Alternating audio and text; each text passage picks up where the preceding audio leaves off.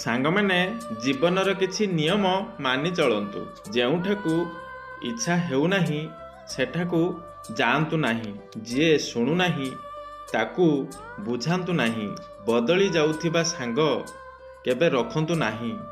ସାଙ୍ଗମାନେ ଯିଏ ସତ୍ୟ ଶୁଣି ରୁଷ୍ଟ ହୋଇଯାଉଥାଏ ତାକୁ ବୁଝାନ୍ତୁ ନାହିଁ। ଯଦି ଦୁଃଖ ଆସେ ତେବେ ବିବ୍ରତ ହୁଅନ୍ତୁ ନାହିଁ। ପରିଶ୍ରମରୁ କେବେ ବି ପଛକୁ ହଟନ୍ତୁ ନାହିଁ। ଆଖି ବନ୍ଦ କରି କାହାରି ଉପରେ କେବେ ବି ବିଶ୍ୱାସ ମଧ୍ୟ କରନ୍ତୁ ନାହିଁ ଏବଂ ହସିବାର ଅଭ୍ୟାସ କେବେ ଛାଡ଼ନ୍ତୁ ନାହିଁ। କୌଣସି ନାରୀକୁ ଖରାପ କହିବାର କୌଣସି ପୁରୁଷର ଅଧିକାର ନାହିଁ। କାହିଁକି ନା ପୁରୁଷର ବିନା ସ୍ପର୍ଶରେ କୌଣସି ନାରୀ କେବେ ବି ଖରାପ ହୋଇପାରେ ନାହିଁ। ଜୀବନର ସତ୍ୟ ମିଥ୍ୟାର ଦମନ ପାଇଁ ଭଗବାନ ସବୁବେଳେ ସତ୍ୟର ସାହାରା ନେଇଥାନ୍ତି। ସାଙ୍ଗମାନେ ଆପଣ ଯଦି ଠିକ୍ ରାସ୍ତାରେ ଥାଇ ଅସୁବିଧା ଭୋଗୁଛନ୍ତି ତେବେ ବୁଝି ଯାଆନ୍ତୁ କି ଠାକୁରଙ୍କ ଆଶୀର୍ବାଦ ଆପଣଙ୍କ ଉପରେ ଅଛି।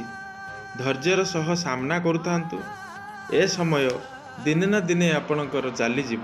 ସାଙ୍ଗମାନେ ଜ୍ଞାନ ଦ୍ୱାରା ଟଙ୍କାକୁ ଆୟତ୍ତ କରାଯାଏ ଓ ଟଙ୍କା ମଧ୍ୟ ରୋଜଗାର କରାଯାଏ।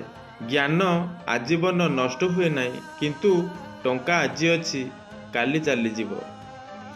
ଜଣେ ଧନୀ ଲୋକ ଗରିବ ହୋଇପାରେ, କିନ୍ତୁ ଜଣେ ଜ୍ଞାନୀ ଲୋକ କେବେ ବି ମୂର୍ଖ ହୋଇପାରିବ ନାହିଁ। ଜ୍ଞାନକୁ ଟଙ୍କା ଦ୍ୱାରା କିଣା ଯାଇପାରିବ ମଧ୍ୟ ନାହିଁ।